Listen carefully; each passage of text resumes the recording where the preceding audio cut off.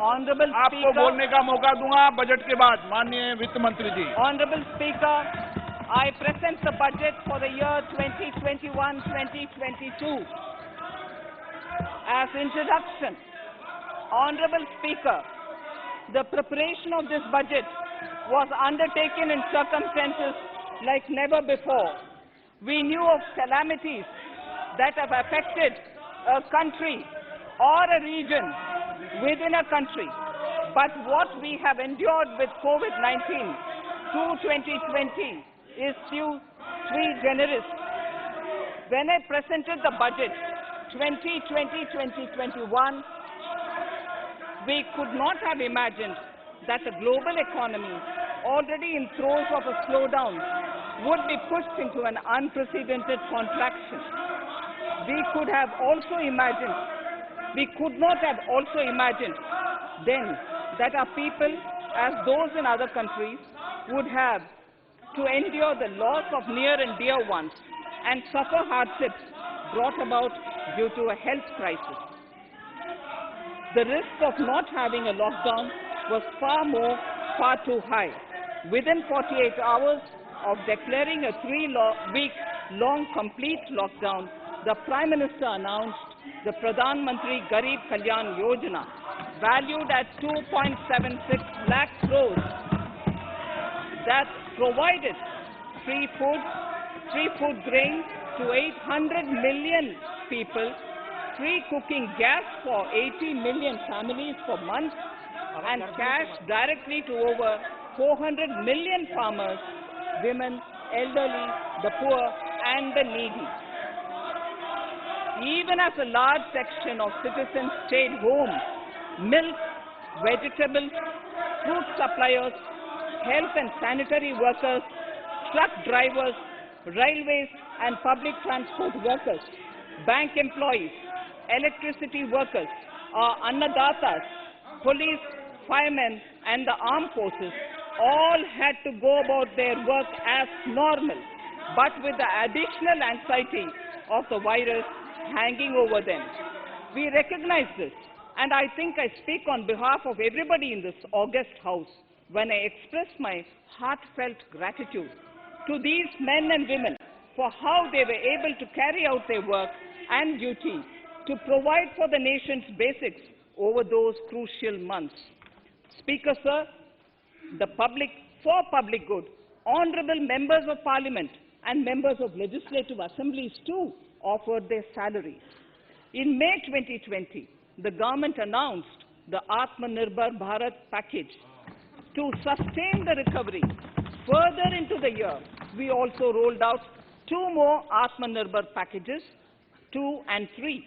Total financial impact of all the Atmanirbhar Bharat packages, including measures taken by the RBI, was estimated to be about 27.1 lakh crores, which amounts to more than 13% of our GDP. As a government, we kept a watch on the situation and were proactive in our responses. The government, led by the Prime Minister, stretched its resources to deliver for most vulnerable sections of our society, the poorest of the poor, the Dalits, the tribals, the elderly, the migrant workers, and our children. The Pradhan Mantri Garib Kalyan Yojana, the 3 Atmanirbhar packages, and announcements made later were like 5 mini budgets in themselves.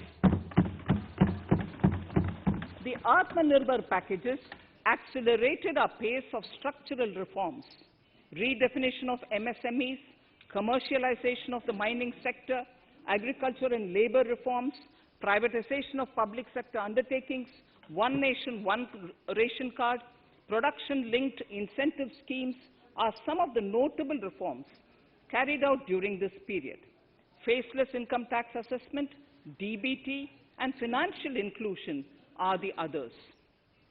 Today, India has 2 vaccines available and has begun medically safeguarding not only her own citizens against COVID-19, but also those of 100 or more countries. It is added comfort to know that 2 or more vaccines are also expected soon. Honorable Prime Minister launched the vaccination drive by crediting and thanking our scientists. We are ever grateful for the strength and rigor of their efforts. Having said that, we are all reminded time and again that our fight against COVID-19 continues into 2021. Now, just as it happened after the two world wars, there are signs that the political, economic, and strategic relations in the post-COVID world are changing. This moment in history is the dawn of a new era, one in which India is well poised to truly be the land of promise and hope. I borrow the words of Rabindranath Tagore. Faith is the bird that feels the light and sings when the dawn is still dark. Faith is the bird that feels the light and sings when the dawn is still dark. In this spirit, I can't help but recall the joy that we as cricket-loving nation felt after the Team India's recent spectacular success in Australia. It has reminded us of all the qualities that we as a people, particularly our youth, epitomize of having abundant promise and the unsuppressed thirst to perform and to succeed. Today, data shows that India now has one of the lowest death rate of 112 per million population and one of the lowest active cases of about 130 per million. This has laid the foundation to the revival we are seeing now in the economy. This budget will be the first of this new decade. This budget will also be a digital budget, and that has happened with all your support. So far, only 3 times has a budget followed a contraction in the economy. All such contractions earlier were as a result of situations typical to India. This time, the contraction in our economy is due to a global pandemic, just like in several other countries. Having said that, I want to confidently state that our government is fully prepared to support and facilitate the economy's reset. This budget provides every opportunity for our economy to raise and capture the pace that it needs for a sustainable growth. 2021 is the year of many important milestones for our history. I mention a few of these. It is the 75th year of independence, 60 years of Goa's accession to India, 50 years of the 1971 India-Pakistan War. It will be the year of the 8th census of independent India. It will also be India's turn at the BRICS presidency, the year for our Chandrayaan-3 mission, and the Haridwar Mahakumbh.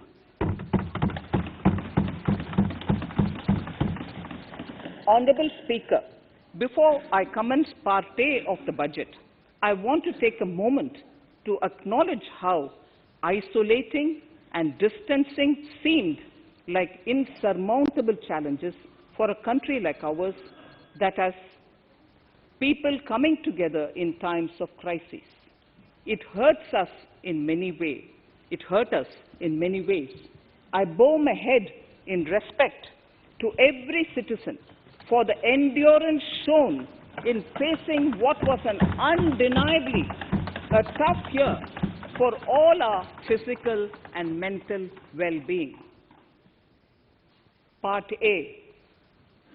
In Part A, I wish to lay a vision for Atmanirbhar Bharat. Atmanirbhar Bharat or Atmanirbharta is not a new idea. Ancient India was largely self-reliant and equally a business epicenter of the world. Atmanirbhar Bharat is an expression of the 130 crore Indians who have full confidence in their capabilities and skills. We are already part of international groupings such as the G20 and the BRICS, the Coalition for Disaster Resilient Infrastructure, and the International Solar Alliance are realities today due to India's efforts. The proposals in Part A will further strengthen the sankalp of nation first, doubling farmers' income, strong infrastructure, healthy India, good governance, opportunities for youth, education for all, women empowerment, and inclusive development, among others. Additionally, also on the path to fast implementation are the 13 promises we had made in the budget of 2015-16, which were to materialize during the Amrit Mahotsav of 2022 on the 75th year of our independence. They too resonate with the vision of Atmanirbharta. The budget proposals for 21-22 rest on 6 pillars: health and well-being, physical and financial capital and infrastructure, inclusive development for aspirational India, reinvigorating human capital, innovation and R&D, and as 6th, minimum government and maximum governance. I now move to talking about the first pillar, health and well-being. Even at the outset, I would like to say that the investment on health infrastructure in this budget has increased substantially. Progressively, as institutions absorb more, we shall commit more. Taking a holistic approach to health, we focus on strengthening 3 areas: preventive, curative, and well-being. Health systems. A new centrally sponsored scheme, PM Atmanirbhar Swasth Bharat Yojana, will be launched with an outlay of about 64,180 crores over 6 years. This will develop capacities of primary, secondary, and tertiary care health systems, strengthen existing national institutions, and create new institutions to cater to detection and cure of new and emerging diseases. This will be in addition to the National Health Mission. The main interventions under the scheme are support for over 17,000 rural and 11,000 urban health and wellness centers, setting up integrated public health labs in all districts, and 3,382 block public health units in 11 states, establishing critical care hospital blocks in 602 districts and 12 central institutions, strengthening of National Center for Disease Control, its 5 regional branches and 20 metropolitan health surveillance units, expansion of the integrated health information portal to all states and UTs to connect all public health labs, operationalization of 17 new public health units, and strengthening of 33 existing public health units at points of entry, that is, at 32 airports, 11 seaports, and 7 land crossings, setting up of 15 health emergency operations centers and 2 mobile hospitals, and setting up of a National Institution for One Health, a regional research platform for WHO, World Health Organization, Southeast Asia Region Office, 9 biosafety level 3 laboratories, and 4 regional national institutes for virology. Nutrition. To strengthen nutritional content, delivery, outreach, and outcome, we will merge the Supplementary Nutrition Program and the Poshan Abhiyan and launch the Mission Poshan 2.0. We shall adopt an intensified strategy to improve nutritional outcomes across 112 aspirational districts.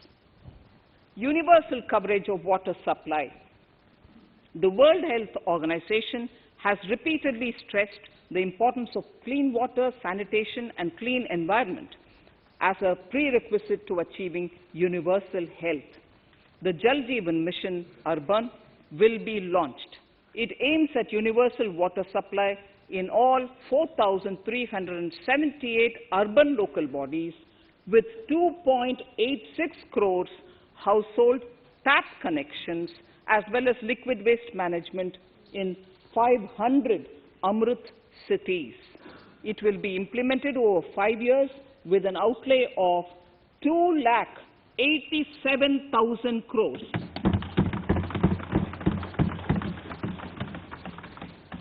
Swachh Bharat and Swasth Bharat.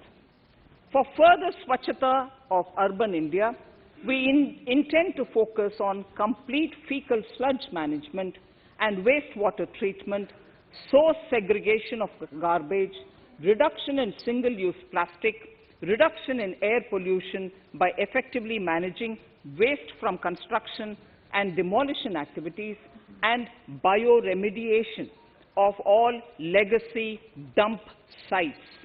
The Urban Swachh Bharat Mission 2.0 will be implemented with a total financial allocation of 1,41,678 crores over a period of 5 years from 2021. Clean air. To tackle the burgeoning problem of air pollution, I propose to provide an amount of 2,217 crores of rupees for 42 urban centers with a million-plus population in this budget. Scrapping policy. We are separately announcing, Honorable Speaker, a voluntary vehicle scrapping policy to phase out old and unfit vehicles. This will help in encouraging fuel-efficient, environment-friendly vehicles, thereby reducing vehicular pollution and oil import bills. Vehicles would undergo fitness tests in automated fitness centers after 20 years in case of personal vehicles and after 15 years in case of commercial vehicles. Details of the scheme will be separately shared by the ministry. Vaccines. The pneumococcal vaccine, a made-in-India product, is presently limited to only 5 states. It will be rolled out across the country. This will avert more than 50,000 child deaths annually.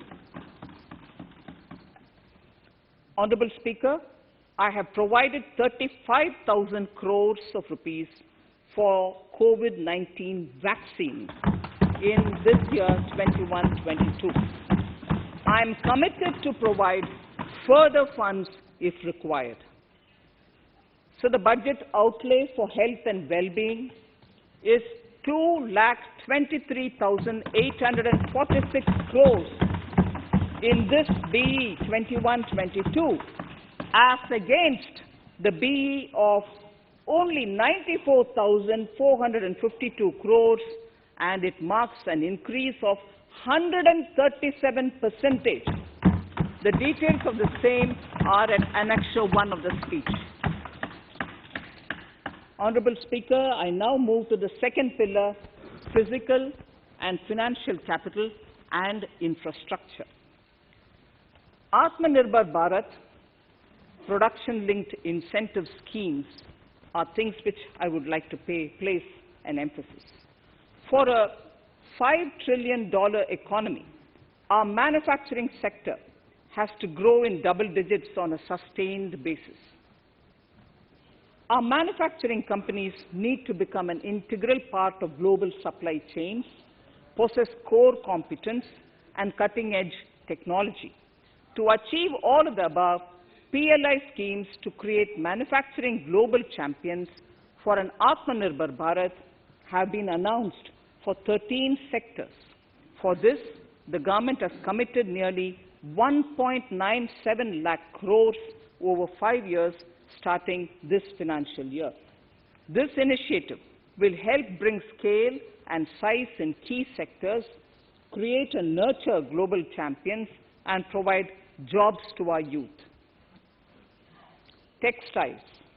To enable the textile industry to become globally competitive, attract large investments, and boost employment generation, a scheme of mega investment textiles park will be launched in addition to the PLI schemes.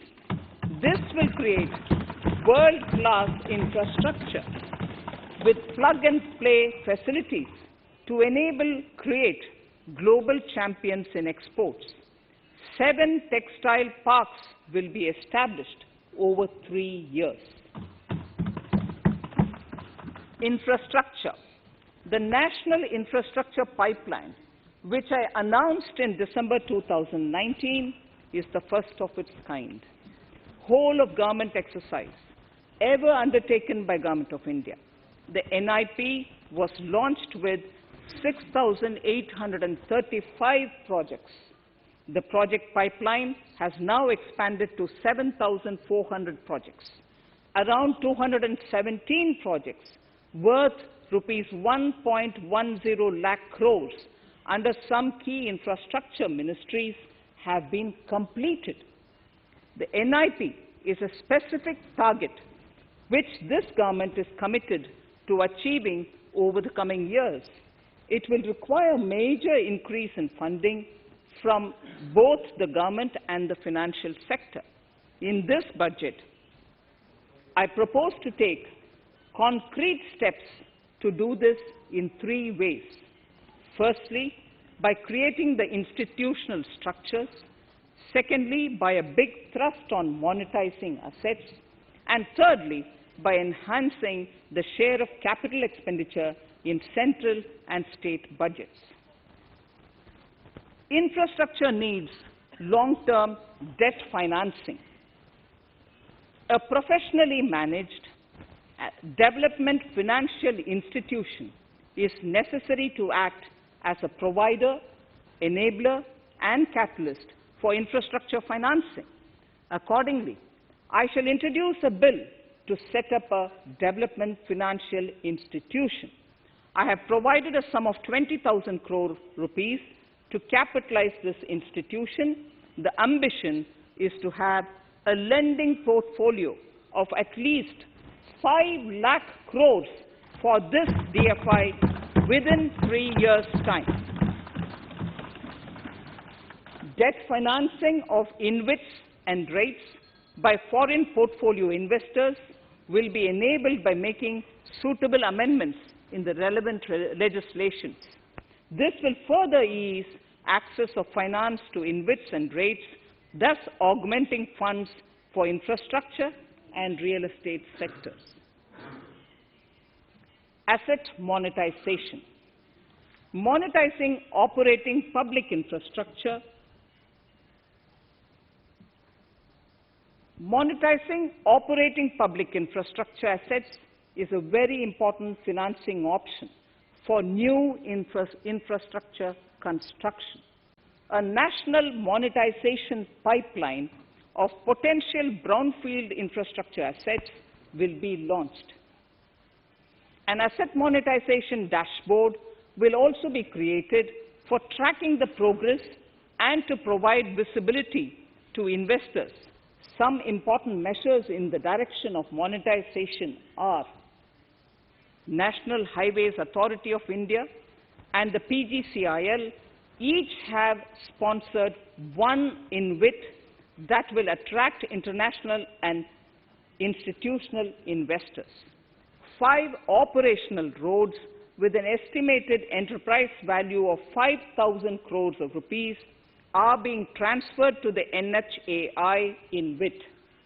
Similarly, transmission assets of value 7,000 crores will be transferred to the PGCIL InvIT. Railways will monetize dedicated freight corridor assets for operations and maintenance after commissioning. The next lot of airports will be monetized for operations and management concessions. Other core infrastructure assets that will be rolled out under the asset monetization programs are NHAI operational toll roads, 2 transmission assets of PGCL, 3 oil and gas pipelines of GAIL, Gas Authority of India Limited, IOCL and HPCL, airports Authority of India airports in Tier 2 and 3 cities, other railway infrastructure assets, warehousing assets of CPSE, such as the Central Warehousing Corporation and NAFED, among others, and sports stadiums. Sharp increase in capital budget. In the BE 2020-21, we had provided for 4.12 lakh crores for capital expenditure. It was our effort that in spite of resource crunch, we should spend more on capital, and we are likely to end this year at around 4.39 lakh crores, which I have provided in the RE of 2020-2021. For 21-22, I propose a sharp increase in capital expenditure and thus have provided 5.54 lakh crores, which is 34.5% more than the BE of 2020-2021. Of this, I have kept a sum of more than 44,000 crores in the budget head of the Department of Economic Affairs to be provided for projects, programs, or departments that show good progress in capital expenditure and are in need of further funds. Over and above this expenditure, we would also be providing more than 2 lakh crores to states and autonomous bodies for their capital expenditure. We will also work out specific mechanisms to nudge states to spend more of their budget on creation of infrastructure.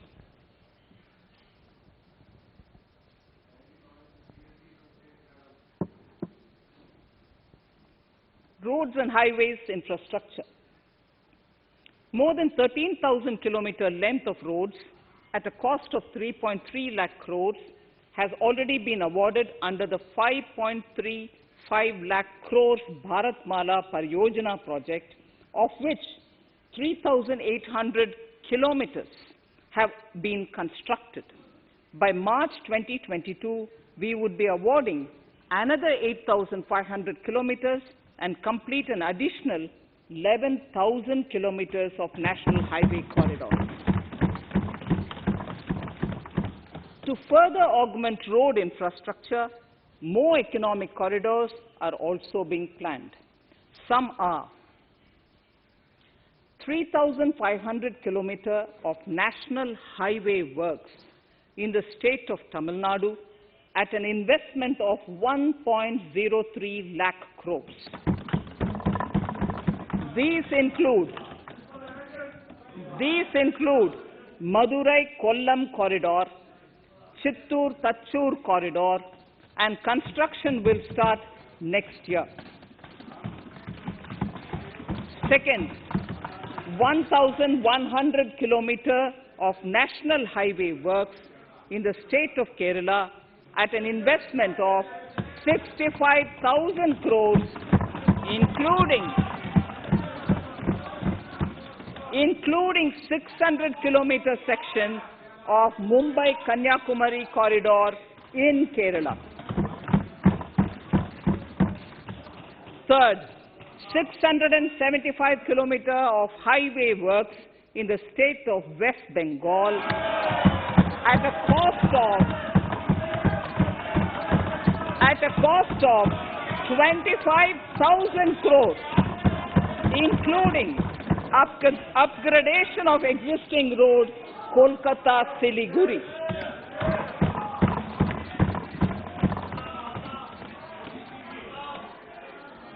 National highway works of around 19,000 crores are currently in progress in the state of Assam.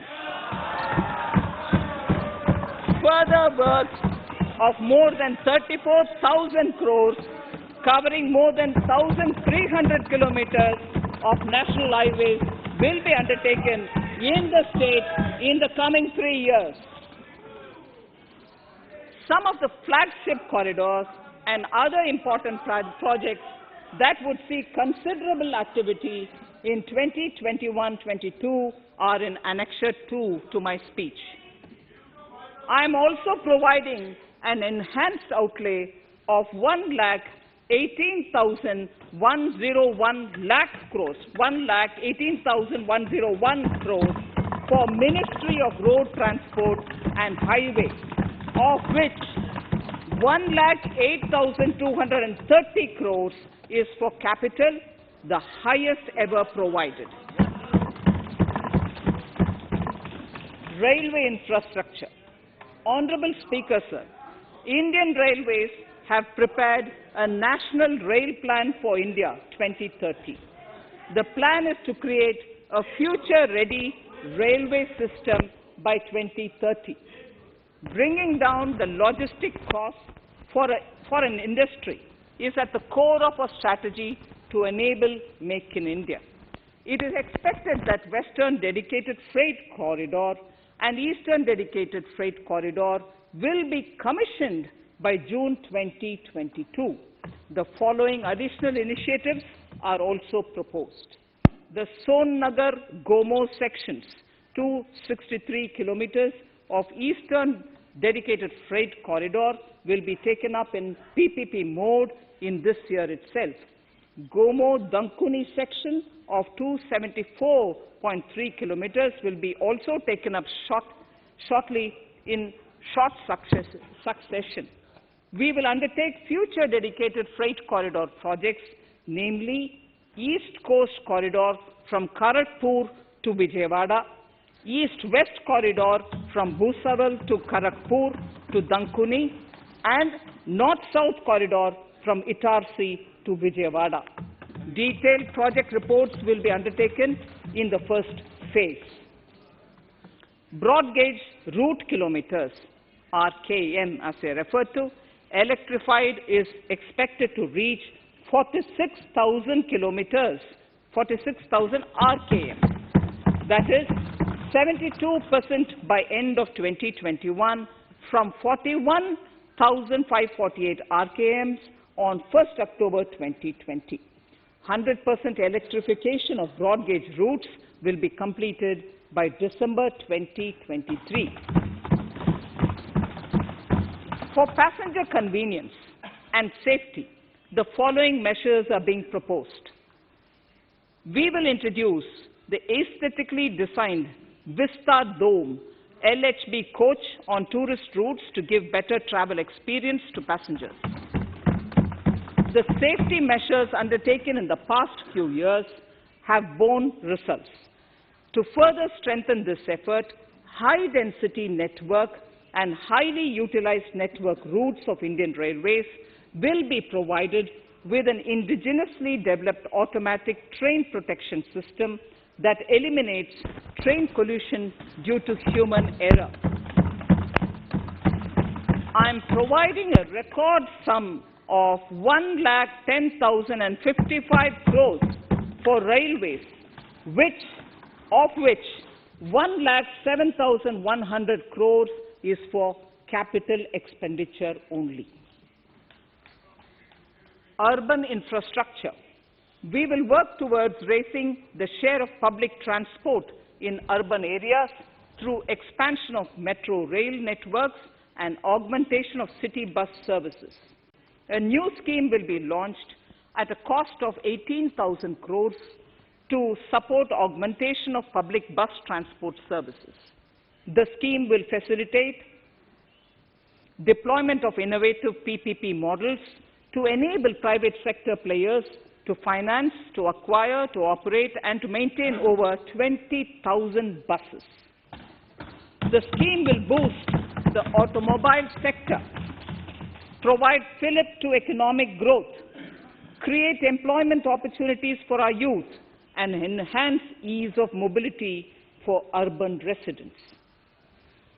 A total of 702 kilometers of conventional metro is operational, and another 1,016 kilometers of metro and RRTS is under construction in 27 cities.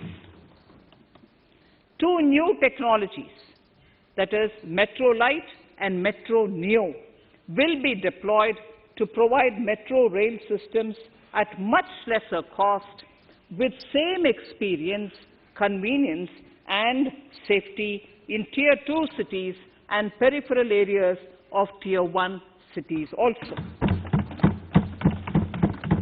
Central counterpart funding will be provided to Kochi Metro Railway Phase 2 of 11.5 kilometer at a cost of 1,957.05 crores. Chennai Metro Railway Phase 2 of 118.9 kilometers at a cost of 63,246 crores. Bengaluru Metro Railway Project Phase 2A and 2B of 58.19 kilometers at a cost of 14,788 crores. Nagpur Metro Rail Project Phase 2 and Nashik Metro at a cost of 5,976 crores and 2,092 crores respectively. Power infrastructure.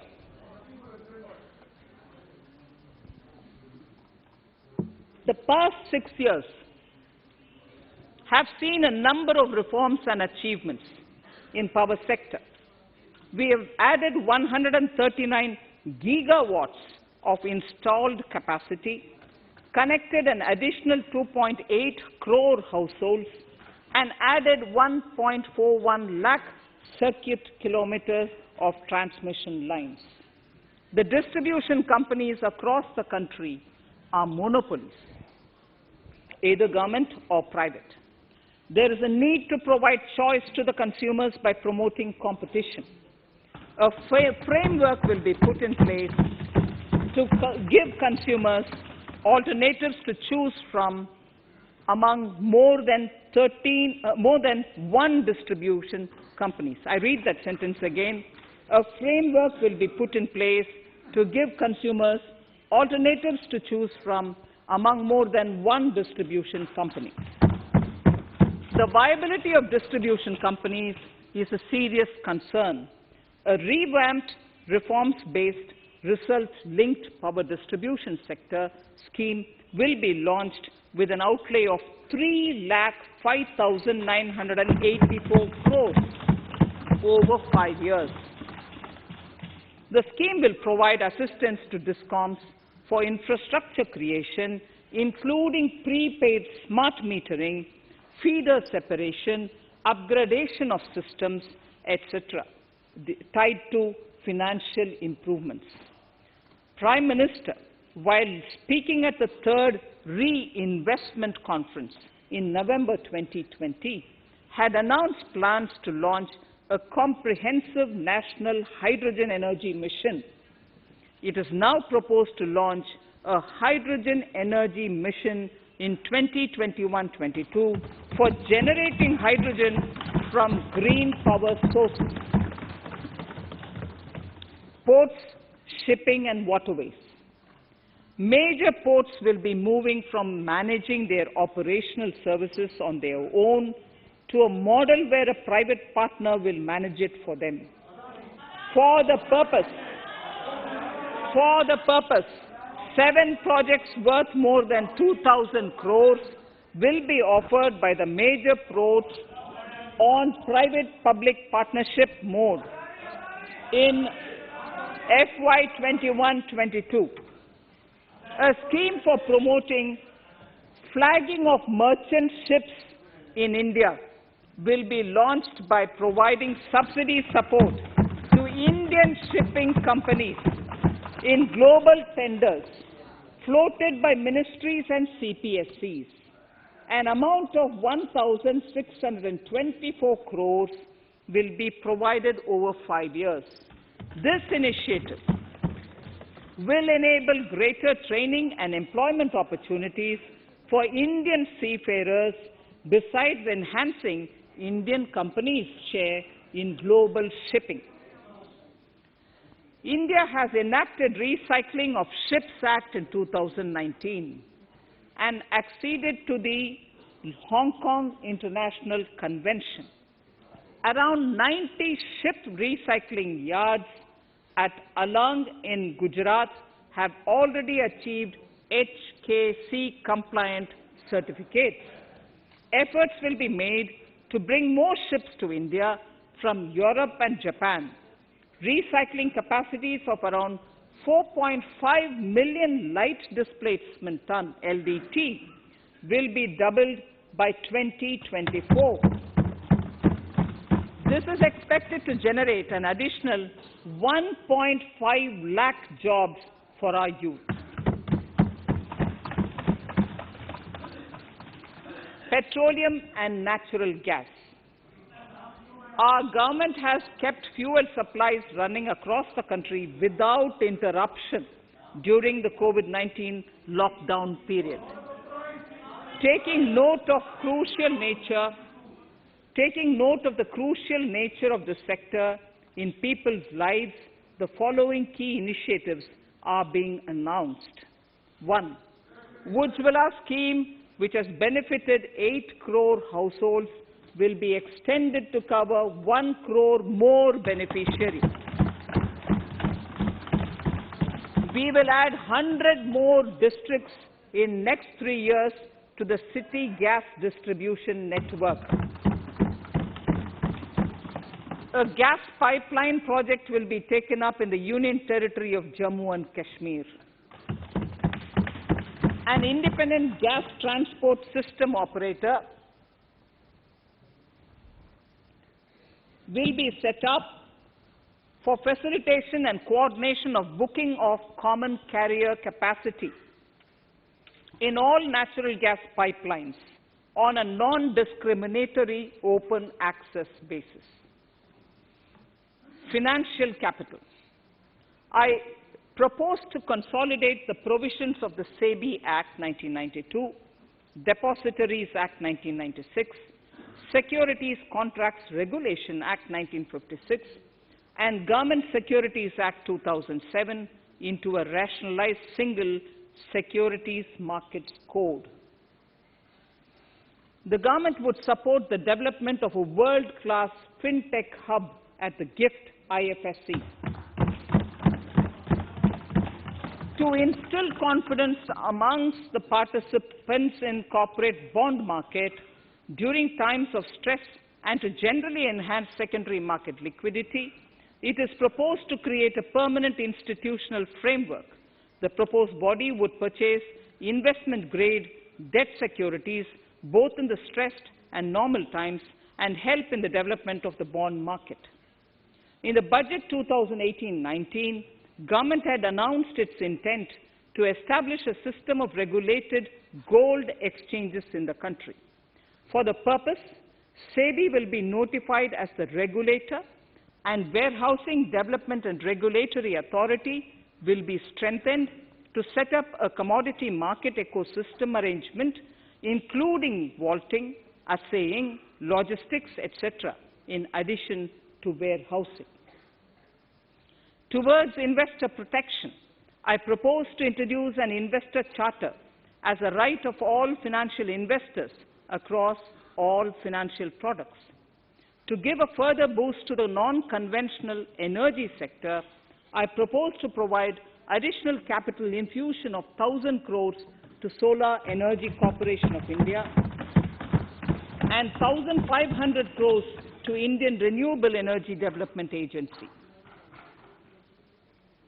I propose to amend the Insurance Act 1938 to increase the permissible FDI limit from 49% to 74% in insurance companies and allow foreign ownership and control with safeguards.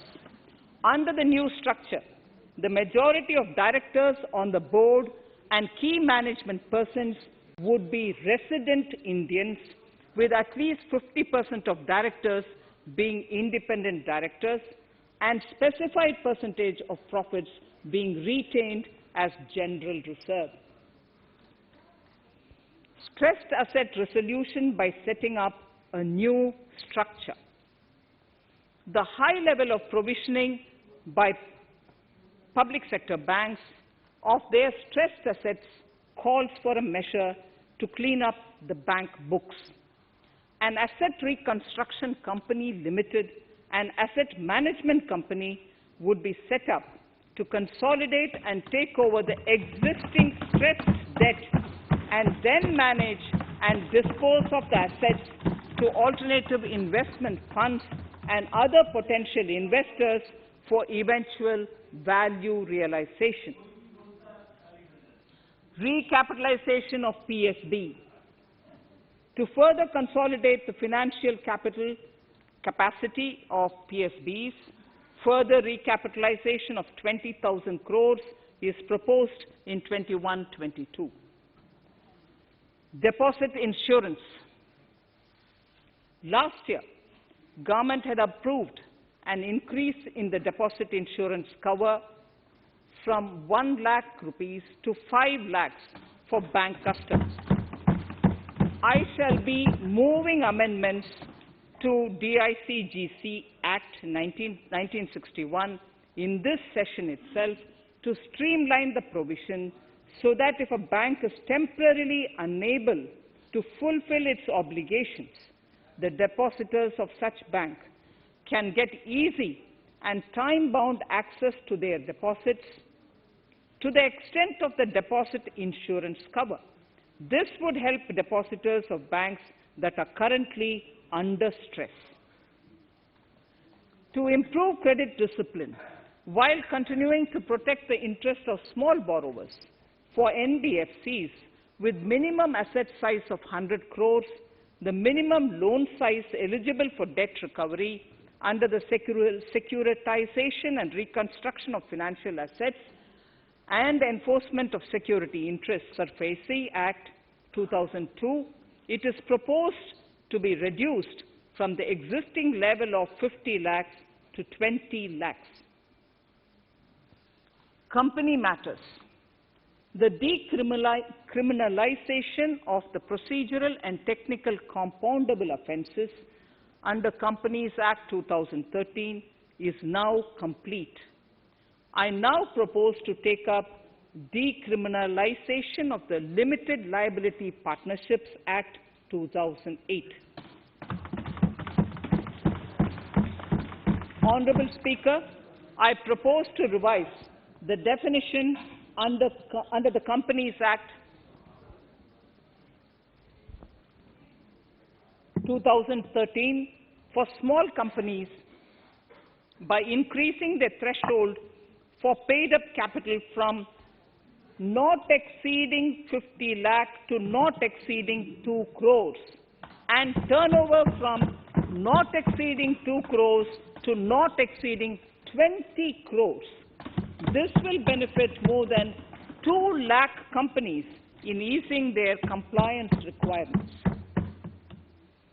As a further measure which directly benefits startups and innovators, I propose to incentivize the incorporation of one-person companies by allowing one-person companies to grow without any restriction on paid-up capital and turnover, allowing their conversion into any other type of company at any time, reducing the residency limit for an Indian citizen to set up an one-person company from 182 days to 120 days, and allow also non-resident Indians to incorporate OPCs in India. This will be a big boost for startups. To ensure faster resolution of cases, the NCLT framework will be strengthened, e-court system shall be implemented, and alternate methods of debt resolution and special framework for MSMEs shall be introduced. During the coming fiscal, we will be launching data analytics, artificial intelligence, machine learning-driven MCA 2.1 version to MCA 21 version 3.0. MCA 21 version 3.0. This version 3.0 will have additional modules for e-scrutiny, e-adjudication, e-consultation, and compliance management. Disinvestment and strategic sale. In spite of COVID-19, we have kept working towards strategic disinvestment. A number of transactions, namely BPCL, Air India, Shipping Corporation of India, Container Corporation of India, IDBI Bank, Bharat Earth Movers Limited, Pavan Hans, Neelachal Ispat Nigam Limited, among others, would be completed in 21-22. Other than IDBI Bank, we propose to take up the 2 public sector banks and 1 general insurance company in the year 21-22. This would require legislative amendments, and I propose to introduce the amendments in this session itself. In 21-22, we would also bring the IPO of LIC, for which I am bringing the requisite amendments in this session itself. In the Atmanirbhar package, I had announced that we will come out with a policy of strategic disinvestment of public sector enterprises. I'm happy to inform the House that the government has the government has approved the said policy. The policy provides a clear roadmap for disinvestment in all non-strategic and strategic sectors. We have kept 4 areas that are strategic, where bare minimum CPSEs will be maintained and rest privatized. In the remaining sectors of all CPSEs will be privatized. The main highlights of the policy are mentioned in Annexure 3. To fast forward the disinvestment policy, I'm asking NITI to work out on the next list of centre public sector companies that would be taken up for strategic disinvestment. To similarly incentivize states to take to disinvestment of their public sector companies, we will work out an incentive package of central funds to states. Idle assets will not contribute to Atmanirbhar Bharat. The non-core assets largely consist of surplus land with government ministries and departments and public sector enterprises. Monetizing of land can either be by way of direct sale or concession, or by similar means. This requires special abilities, and for this purpose, I propose to use a special purpose vehicle in the form of a company that would carry out this activity. In order to ensure timely completion of closure of sick or loss-making CPSEs, we will introduce a revised mechanism that will ensure timely closure of such units. I have estimated 1,75,000 crores as receipts from disinvestment in BE 21-22.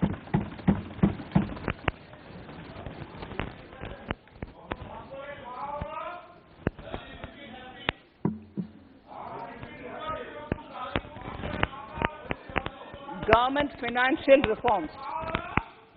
Under the Treasury Single Account, the TSA system, autonomous bodies directly draw funds from the government's account at the time of actual expenditure, saving interest costs.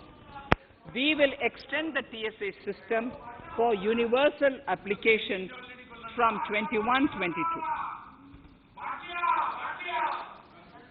On the recommendation of the 15th Finance Commission, we have undertaken a detailed exercise to rationalize and bring down the number of centrally sponsored schemes. This will enable consolidation of outlays for better impact. The government is committed to the development of multi-state cooperatives and will provide all support to them. To further streamline the ease of doing business for cooperatives, I propose to set up a separate administrative structure for them.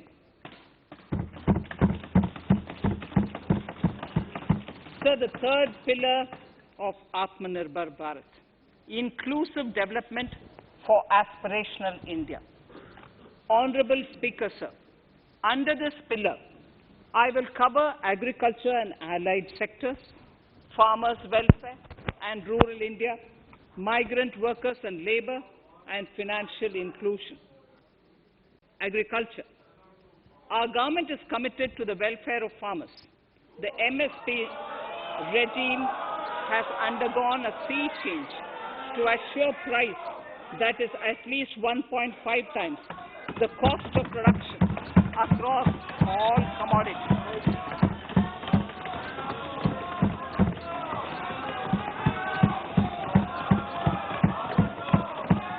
The procurement has also continued to increase at a steady pace.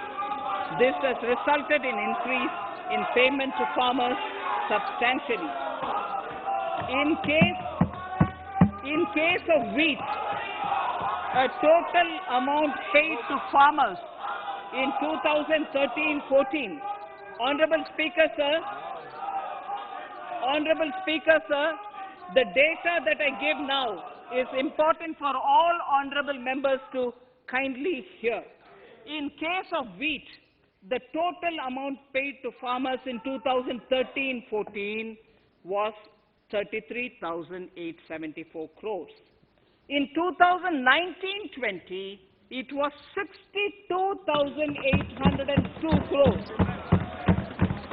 And even better, Honorable Speaker, in 2020-2021, this amount paid to farmers was 75,060 crores.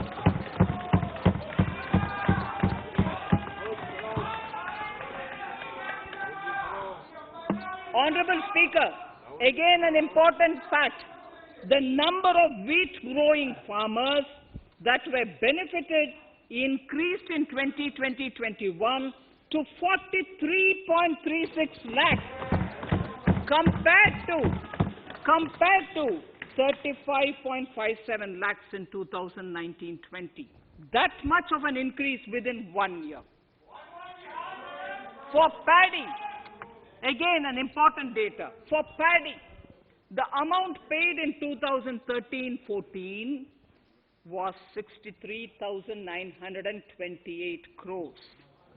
In 2019-20, this increased to 1,41,930 crores. Even better, in 2020-2021,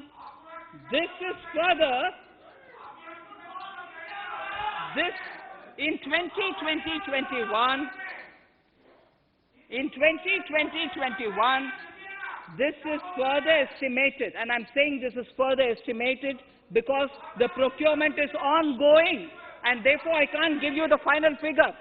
This is further estimated to increase to 1,72,752 crores.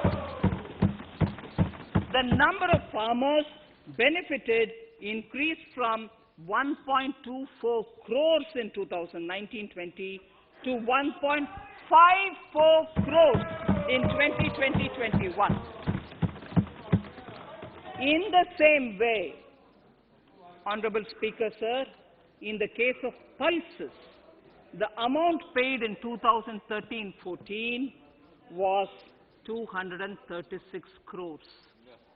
In 2019-20, this was increased to 8,285 crores. Now in 2021, it is at 10,530 crores. More than 40 times increase from 2013-14. The receipts to cotton farmers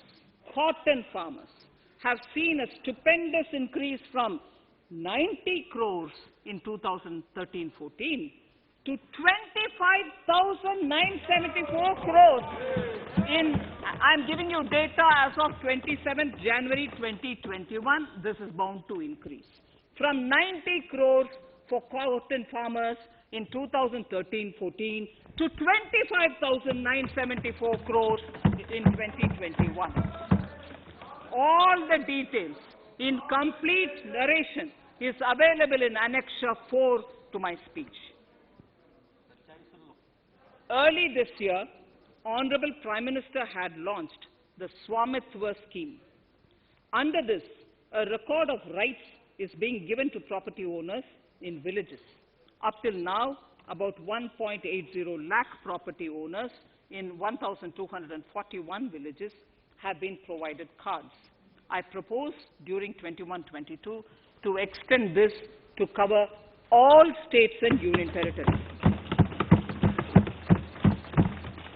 To provide adequate credit to our farmers, I have enhanced the agricultural credit target to 16.5 lakh crores in this year.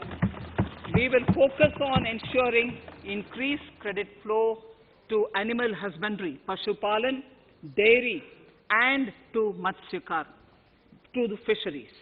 We are enhancing the allocation to the Rural Infrastructure Development Fund from 30,000 crores to 40,000 crores. The Micro Irrigation Fund, with a corpus of 5,000 crores, has been created under NABARD.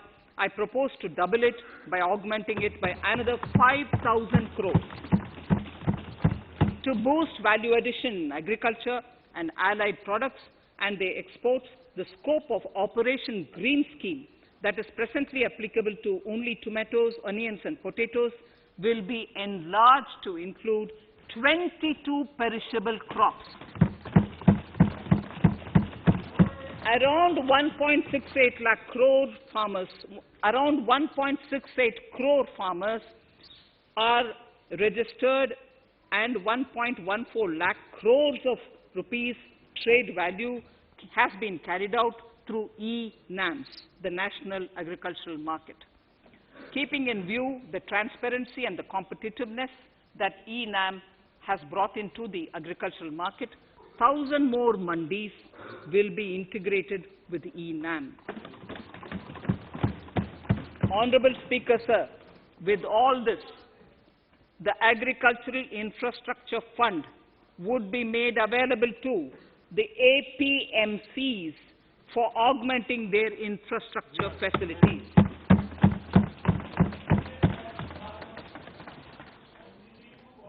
Fisheries. I am proposing substantial investments in the development of modern fishing harbors and fish landing centers. To start with, 5 major fishing harbors, Kochi, Chennai, Visakhapatnam, Paradip, and Petua Ghat, will be developed as hubs for economic activity. We will also develop inland fishing harbors and fish landing centers along the banks of rivers and waterways. Seaweed farming is an emerging sector with potential to transform the lives of coastal communities. It will provide large-scale employment and additional incomes. To promote seaweed farming and cultivation, I propose a multi-purpose seaweed park to be established in Tamil Nadu. Migrant workers and laborers. We have launched the One Nation, One Ration Card scheme, through which beneficiaries can claim their rations anywhere in the country. Migrant workers in particular benefit from the scheme. Those staying away from their families can partially claim their ration where they are stationed, while their family in their native places can claim the rest. I am happy to inform you that One Nation, One Ration Card plan is under implementation by 32 states and union territories, reaching about 69 crore beneficiaries. That's a total of 86% beneficiaries covered. The remaining 4 states and UTs will be integrated in the next few months. To further extend our efforts towards the unorganized labor force, migrant workers in particular, I propose to launch a portal that will collect relevant information on gig workers, building and construction workers, among others. This will help formulate health, housing, skill, insurance credit, and food schemes for all migrant workers. We will conclude a process that began 20 years ago with the implementation of the 4 labor codes.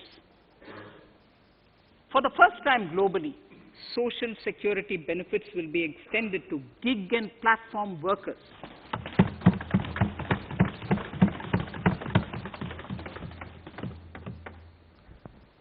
Minimum wages will apply to all categories of workers, and they will all be covered by the Employees State Insurance Corporation. Women will be allowed to work in all categories and also in the night shifts with adequate protection. At the same time, compliance burden on employers will be reduced with a single registration and licensing and online returns. Financial inclusion. To further facilitate credit flow under the scheme of Stand Up India for the scheduled castes and scheduled tribes and also women, I propose to reduce the margin money requirement from 25% to 15% only, and to also include loans for activities in allied sectors in allied activities in agriculture. We have taken a number of steps to support the MSME sector.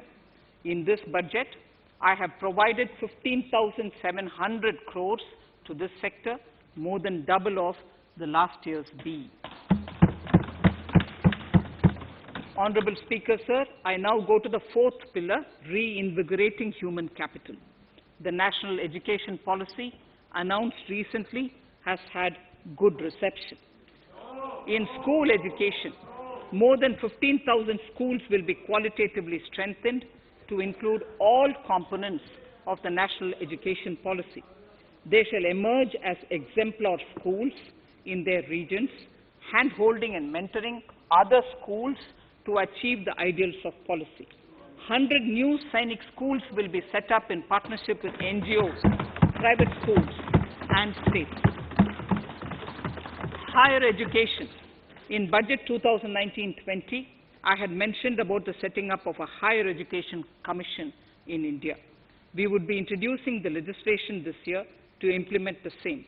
It will be an umbrella body having 4 separate vehicles for standard setting, accreditation, regulation, and funding.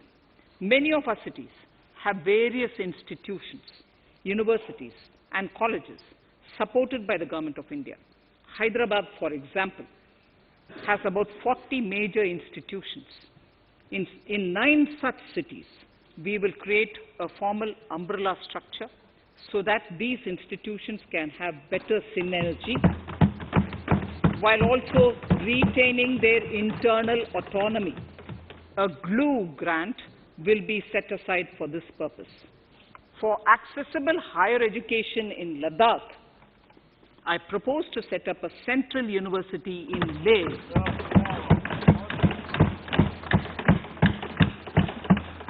The other important projects to be taken up as a part of the NEP are listed in Annexure 5. Scheduled caste and scheduled tribes welfare. We have set ourselves a target of establishing 750 Eklavya model residential schools in our tribal areas. I propose to increase the unit cost of each such school from 20 crores, which is what it is now, to 38 crores, and for hilly and difficult areas to 48 crores.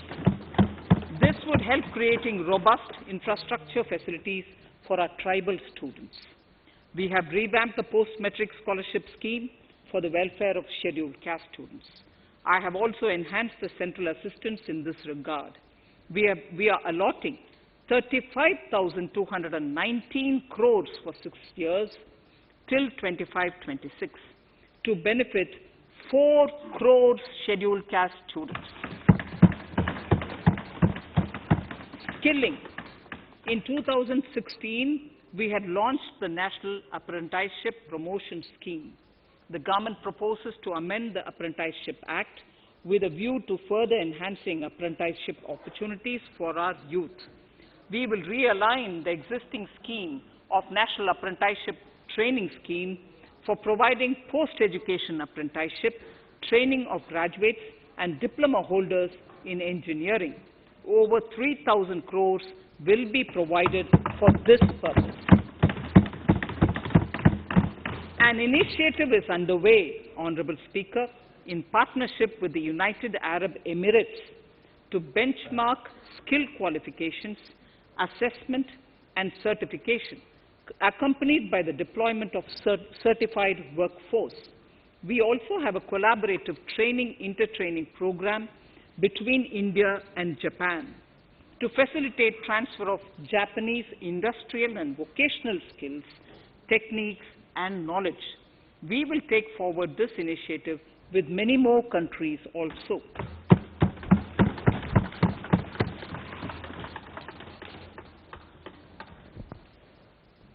Innovation and R&D.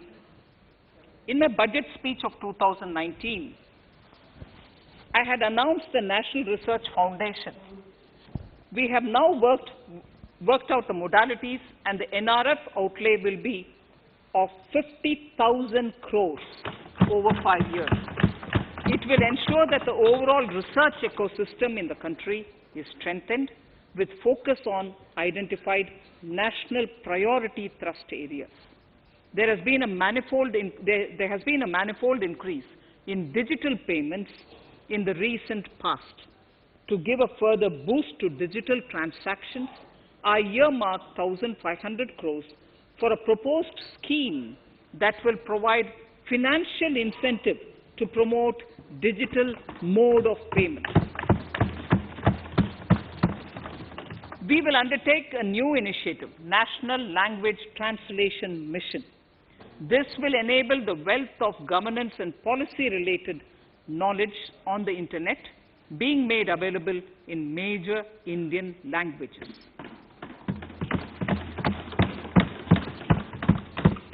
The new Space India Limited, a PSU, under the Department of Space, will execute the PSLV CS-51 launch, carrying the Amazonia satellite from Brazil, along with a few smaller Indian satellites. As part of the Gaganyaan mission activities, 4 Indian astronauts are being trained on generic spaceflight aspects in Russia. The first unmanned launch is slated for December 2021. Our oceans are a storehouse of living and non-living resources. To better understand this realm, we will launch a deep ocean mission with a budget outlay of more than 4,000 crores over 5 years. This mission will cover deep ocean survey exploration and projects for the conservation of deep sea biodiversity. I come to the 6th pillar, Honorable Speaker, minimum government, maximum governance. Honorable Speaker, sir, this is the last of the 6 pillars. This will outline plans for reforms in one of our core principles of minimum government, maximum governance. We have taken a number of steps to bring reforms in tribunals in the last few years for speedy delivery of justice. Continuing with the reforms process, I now propose to take further measures to rationalize the functioning of tribunals. We have introduced the National Commission for Allied Healthcare Professionals Bill in Parliament. National Commission for Allied Healthcare Professionals Bill in the Parliament, with a view to ensure transparent and efficient regulation of 56 allied healthcare professionals. Additionally, to bring about transparency, efficiency, and governance reforms in the nursing profession, the National Nursing and Midwifery Commission Bill will be introduced by the government for passing. To have ease of doing business for those who deal with government or CPSEs and carry out contracts, I propose to set up a conciliation mechanism and mandate its use for quick resolution of contractual disputes. This will instill confidence in private investors and contractors.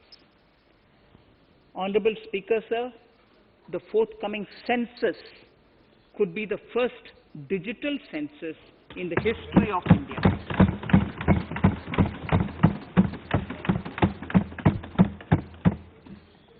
For this monumental milestone marking task, I have allocated 3,768 crores in this year, 21-22. Honorable Speaker, Goa is celebrating the Diamond Jubilee year of the state's liberation from Portuguese rule. From the Government of India's side, I propose to grant 300 crores to the Government of Goa for the celebration. I propose to provide 1,000 crores for the welfare of tea workers, especially women and children in Assam and West Bengal. A special scheme will be devised for the same.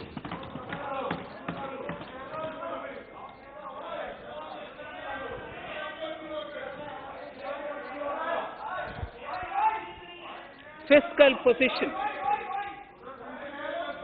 Fiscal position. In these last few paragraphs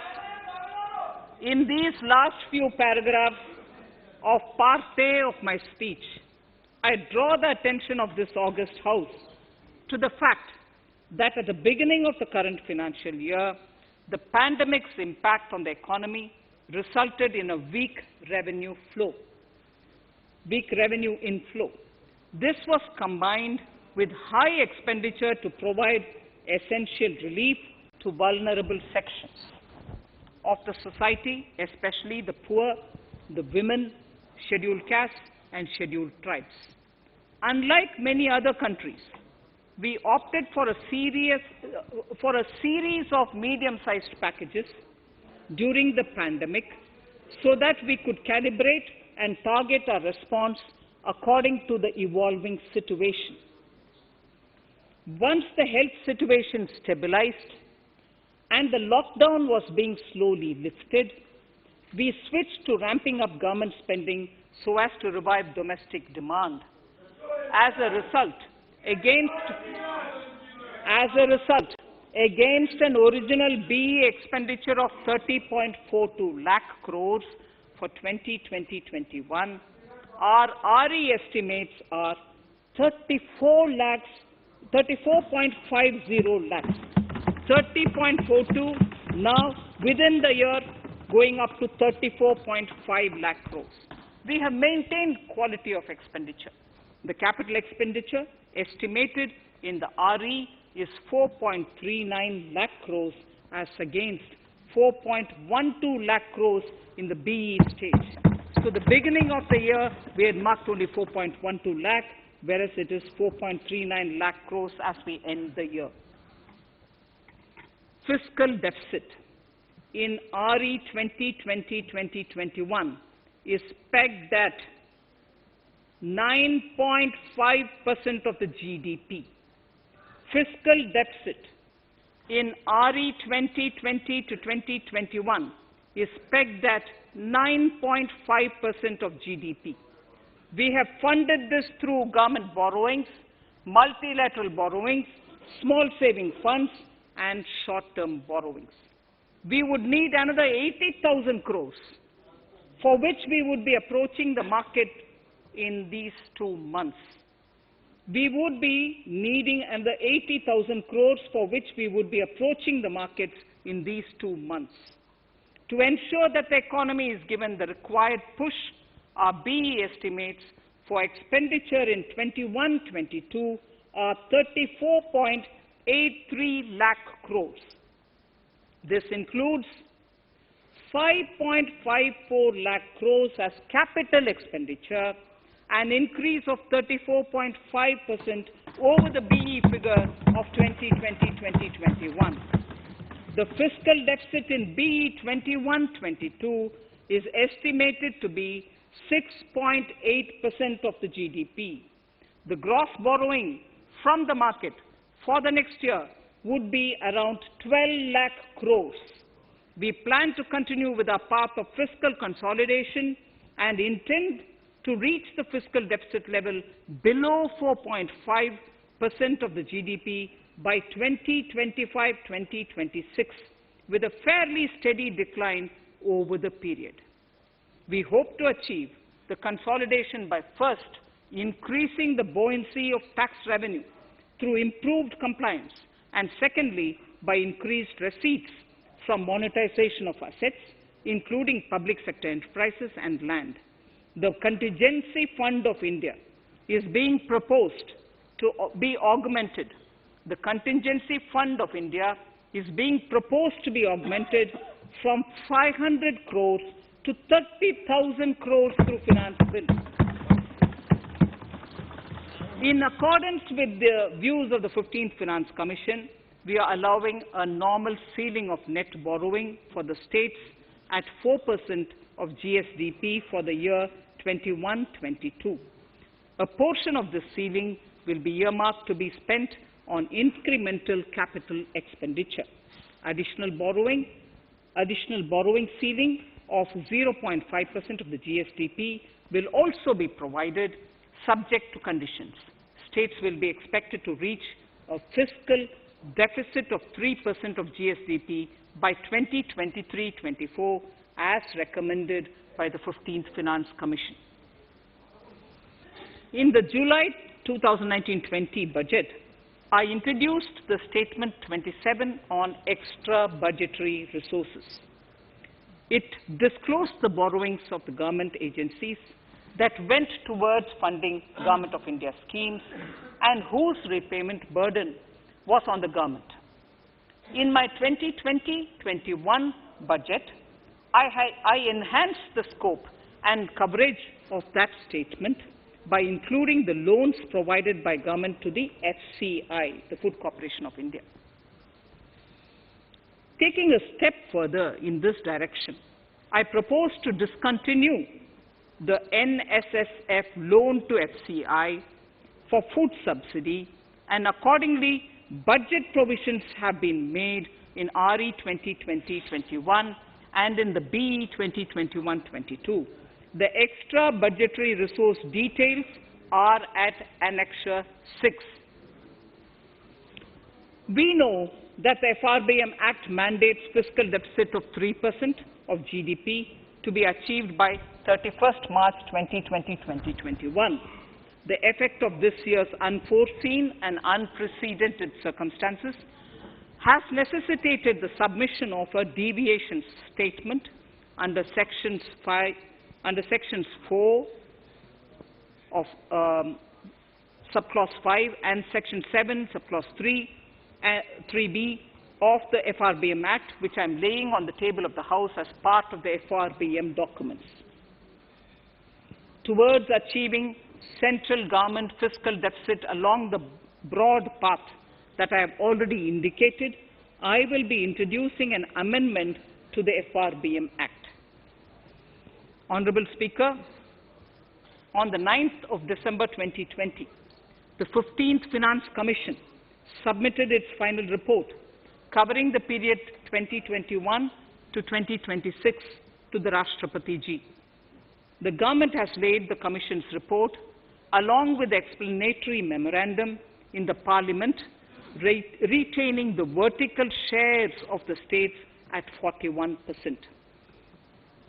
We recognize our commitment to fiscal federalism and propose, therefore, to adhere to this recommendation. Jammu and Kashmir in the 14th Finance Commission was entitled to get devolution being a state. Now the funds of the UTs of Jammu Kashmir and Ladakh would be provided by the centre. I have also provided on the Commission's recommendation 1,18,452 crores as revenue deficit grant to 17 states in 21-22 as against 74,340 crores to 14 states in 2020-21. Honorable Speaker, I would now move to Part B of my speech.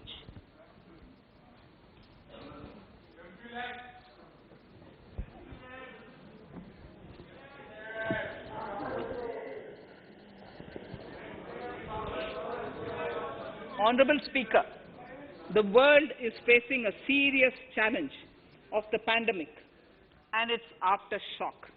In these trying times, when many economies are struggling to revive, our people and our industry have exhibited remarkable resilience.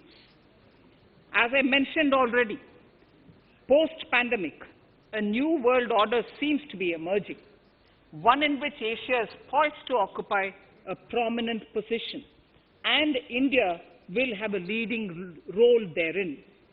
In this scenario, our tax system has to be transparent, efficient, and should promote investments and employment in our country. At the same time, it should put minimum burden on our taxpayers. I borrow the words of Thiruvalluvar, the saint. Yetralum, Eatalum, Kathalum, Katha Vaguthalum, Nalla Valladarasu. A king or a ruler is the one who creates and acquires wealth, protects and distributes it for common good. Tirukkural. Direct tax proposals. Keeping this in mind, the words of Tirukkural, our government introduced a series of reforms in the direct tax system for the benefit of our taxpayers and the economy. Few months prior to the pandemic, in order to attract investments, we slashed our corporate tax rate to make it among the lowest in the world. The dividend distribution tax too was abolished. The burden of taxation on small taxpayers was eased by increasing rebates. In 2020, the return filers saw a dramatic increase to 6.48 crores from 3.31 crores in 2014. In the direct tax administration, we had recently introduced the faceless assessment and faceless appeal. I now seek to take further steps to simplify the tax administration, ease compliance, and reduce litigation. Relief to senior citizens. I begin my direct tax proposals by offering my pranam to our senior citizens. Many of them, despite having foregone several basic necessities of their own, have strived to build our nation. Now in the 75th year of independence of our country, when we continue our endeavor with renewed vigor, we shall reduce compliance burden on our senior citizens who are 75 years of age and above. For senior citizens who only have pension and interest income, I propose exemption from filing their income tax returns.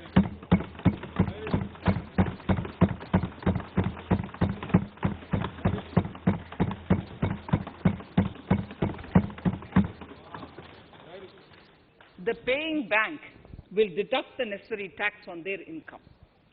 Reduction in time for income tax proceedings. This is a very key announcement if you are asking. Honorable Speaker, presently an assessment can be reopened up to 6 years and in serious tax fraud cases for up to 10 years. As a result, taxpayers have to remain under uncertainty for a very long time.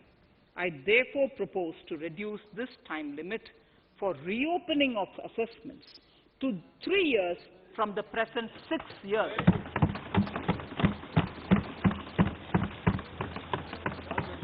In serious tax evasion cases too, only where there is evidence of concealment of income of 50 lakh or more in a year.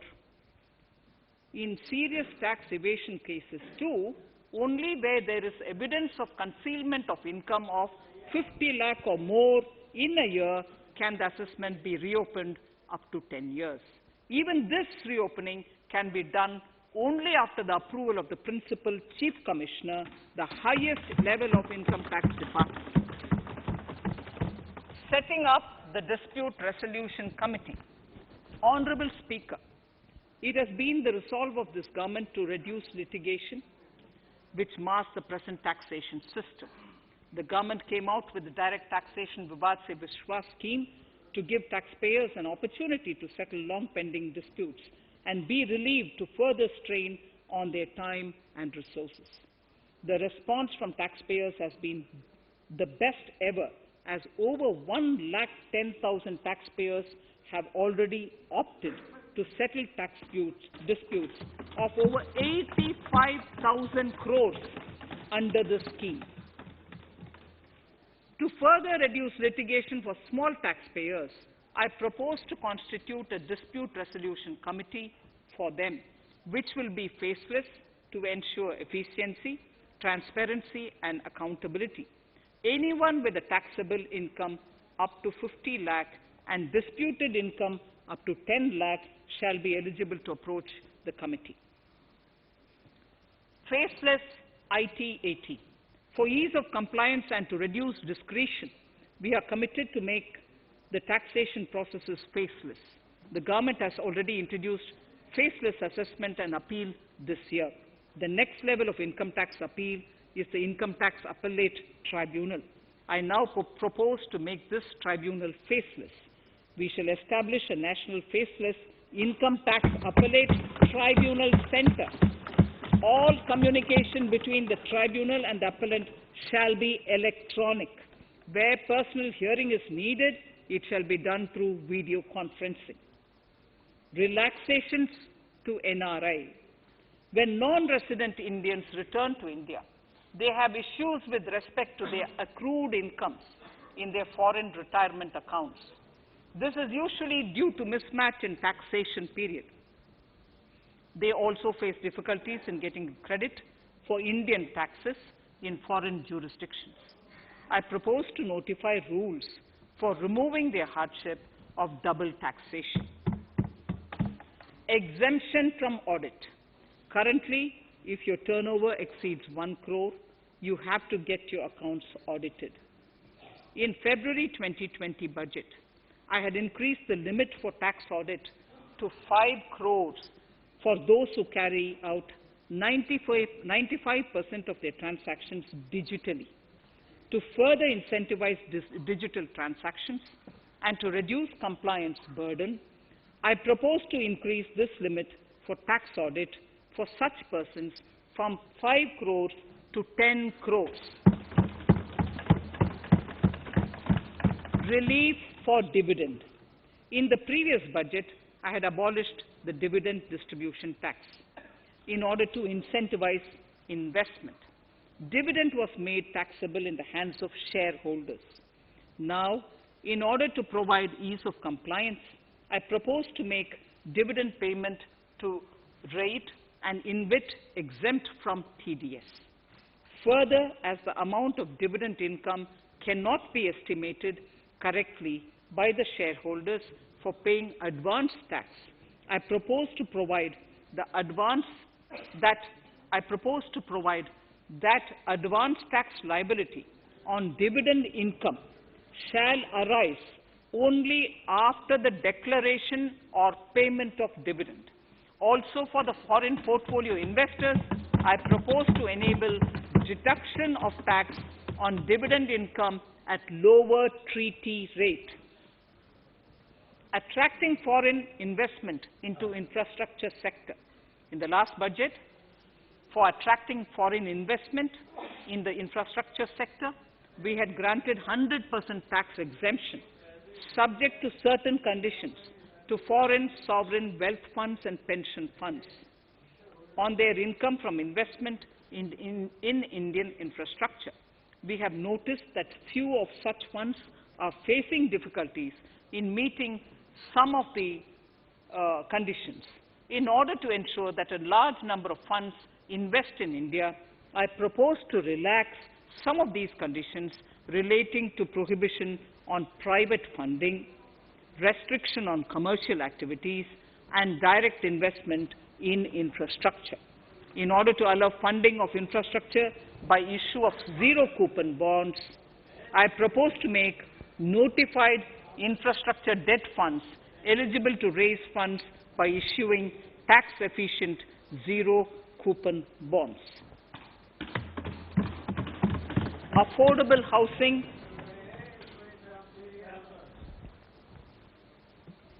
Affordable housing and rental housing. This government sees housing for all and affordable housing as priority areas. In July 2019 budget, I provided an additional deduction of interest amounting to 1.5 lakh for loan taken to purchase an affordable house. I propose to extend the eligibility of this condition by 1 more year to 31st March 2022. The additional deduction of 1.5 lakh shall therefore be available for loans taken up to 31st March 2022 for the purchase of affordable houses. Further, to keep up the supply of affordable houses, I propose that the affordable housing projects can avail a tax holiday for 1 more year till 31st March 2022. These are available now for projects also. We are committed to promote supply of affordable rental housing for migrant workers. For this, I propose to allow tax exemption for notified affordable rental housing projects. Tax incentives to IFSC. As I mentioned in Part A of this speech, the government is committed to making the International Financial Services Center in GIFT City a global financial hub. In addition to the tax incentives already provided, I propose to include, among others, tax holiday for capital gains for aircraft leasing companies, tax exemption for aircraft lease rentals paid to foreign lessors, tax incentive for relocating foreign funds in the IFSC, and to allow tax exemption to the investment division of foreign banks located in the IFSC. Pre-filling of returns. Honorable Speaker, in order to ease compliance for the taxpayer, details of salary income, tax payments, TDS, etc., already come pre-filled in income tax returns.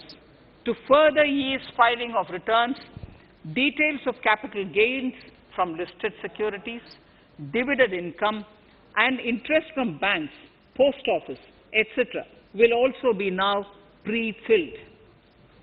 Relief to small trusts. We hope to reduce compliance burden on small charitable trusts running educational institutions and hospitals. So far, there is a blanket exemption to such entities whose annual receipt does not exceed 1 crore of rupees. I now propose to increase this amount to 5 crores.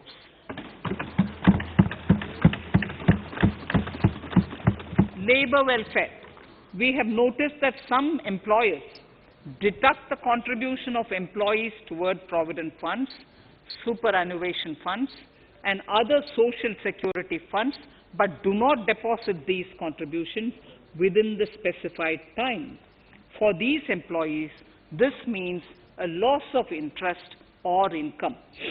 In cases where an employer later becomes financially unviable, non-deposit results in a permanent loss for the employees. In order to ensure that employees' contributions are deposited on time, I reiterate that the late deposit of employees' contribution by the employer will not be allowed as deduction to the employer.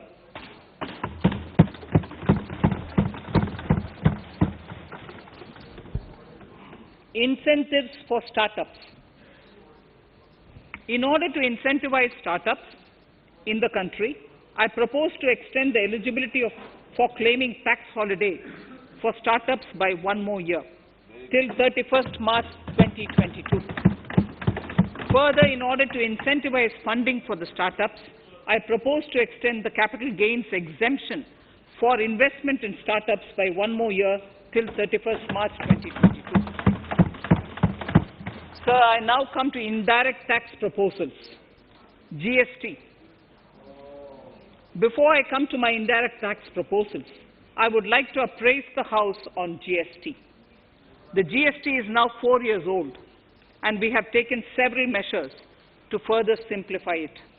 Some of the measures include nil return through SMS, quarterly return and monthly payment for small taxpayers, electronic invoice system, validated input tax statements, pre-filled editable GST return, and staggering of returns filing. The capacity of GSTN system has also been enhanced. We have also deployed deep analytics and artificial intelligence to identify tax evaders and fake billers and launched special drives against them. The results speak for themselves. We have made record collections in the last few months. The GST Council has painstakingly thrashed out thorny issues. As chairperson to the Council, I want to assure this House that we shall take every possible measure to smoothen the GST further and to remove anomalies such as inverted duty structure. Custom duty rationalization. Our custom duty policy should have the twin objective of promoting domestic manufacturing and helping India get on to global value chain and export better. The thrust now has to be on easy access to raw materials and exports of value-added products. Towards this, last year, we started overhauling the customs duty structure, eliminating 80 outdated exemptions. I also thank everyone who responded overwhelmingly to a crowdsourcing call for suggestions on this revamp. I now propose to review more than 400 old exemptions this year. I repeat, I now propose to review more than 400 old exemptions this year. We will conduct this through extensive consultations, and from 1st October 2021, we will put in place a revised customs duty structure free of distortions. I also propose that any new customs duty exemptions, therefore, henceforth will have validity up to 31st March following 2 years from the date of the issue. Electronic and mobile phone industry. Domestic electronic manufacturing has grown rapidly. We are now exporting items like mobiles and chargers. For greater domestic value addition, we are withdrawing a few exemptions on part of chargers and sub-parts of mobiles. Further, some parts of mobiles will move from nil rate to a moderate 2.5%. Iron and steel. MSMEs and other user industries have been severely hit by a recent sharp rise in iron and steel prices. Therefore, we are reducing customs duty uniformly to 7.5% on semis, flats, and long products of non-alloy, alloy, and stainless steels. To provide relief to metal recyclers, mostly MSMEs, I am exempting duty on steel scrap for a period up to 31st March 2022. Further, I am also revoking ADD and CVD on certain steel products. Also, to provide relief to copper recyclers, I am reducing duty on copper scrap from 5% to 2.5%. Textiles. The textile sector generates employment and contributes significantly to the economy. There is a need to rationalize duties on raw material inputs to man-made textiles. We are now bringing nylon chain on par with polyester and other man-made fibers. We are uniformly reducing the BCD rates on caprolactam, nylon chips, nylon fiber, and yarn to 5%. This will help the textile industry, MSMEs, and also overall exports. Chemicals. We have calibrated customs duty rates on chemicals to encourage domestic value addition and to remove inversions. Apart from other items, we are reducing customs duty on naphtha to 2.5% to correct inversion. Gold and silver presently attract a basic customs duty of 12.5%. Since the duty was raised from 10% in July 19, prices of precious metals have risen sharply, To bring it closer to previous levels, we are rationalizing customs duty on gold and silver. Renewable energy. In Part A, we have already acknowledged that solar energy has huge promise for India. To build up domestic capacity, we will notify a phased manufacturing plan for solar cells and solar panels. At present, to encourage domestic production, we are raising duty on solar inverters from 5% to 20% and on solar lanterns from 5% to 15%. Capital equipment and auto parts. There is immense potential in manufacturing heavy capital equipment domestically. We will comprehensively review the rate structure in due course. However, we are revising duty rates on certain items immediately. We propose to withdraw exemptions on tunnel boring machine. It will attract a customs duty of 7.5% and its parts a duty of 2.5%. We are raising customs duty on certain auto parts to 15% to bring them on par with general rate on auto parts. MSME products. We are proposing certain changes to benefit MSMEs. We are increasing duty from 10 to 15% on steel screws and plastic builder wares. On prawn feed, we increase it from 5 to 15%. We are rationalizing exemption on import of duty-free items as an incentive to exporters of garments, leather, and handicraft items. Almost all of these items are made domestically by our MSMEs. We are withdrawing exemption on imports of certain kinds of leathers as they are domestically produced in good quantity and quality, mostly by MSMEs. We are also raising customs duty on finished synthetic gemstones to encourage domestic processing. Agriculture products to benefit farmers. We are raising customs duty on cotton from nil to 10%, on raw silk and silk yarn from 10 to 15%. We are also withdrawing end-use-based concession on denatured ethyl alcohol. Currently, rates are being uniformly calibrated to 15% on items like maize, bran, rice bran, oil cake, and animal feed additives. There is an immediate need to improve agricultural infrastructure so that we produce more while also conserving and processing agricultural output efficiently. This will ensure enhanced remuneration for our farmers. To earmark resources for this purpose, I propose an agricultural infrastructure and development cess on a small number of items. However, while I'm applying this cess, we have taken care not to put additional burden on consumers on most items. Rationalization of procedures and easing of compliance. For their judicious application, we propose certain changes in the provisioning related to ADD, anti-dumping duty, and CVD, countervailing duty levies. To complete customs investigation, we are prescribing definite timelines. In 2020, we rolled out the Turant Customs Initiative, which brought in faceless, paperless, and contactless customs measures. With effect from September 2020, we have implemented a new procedure for administration of rules of origin.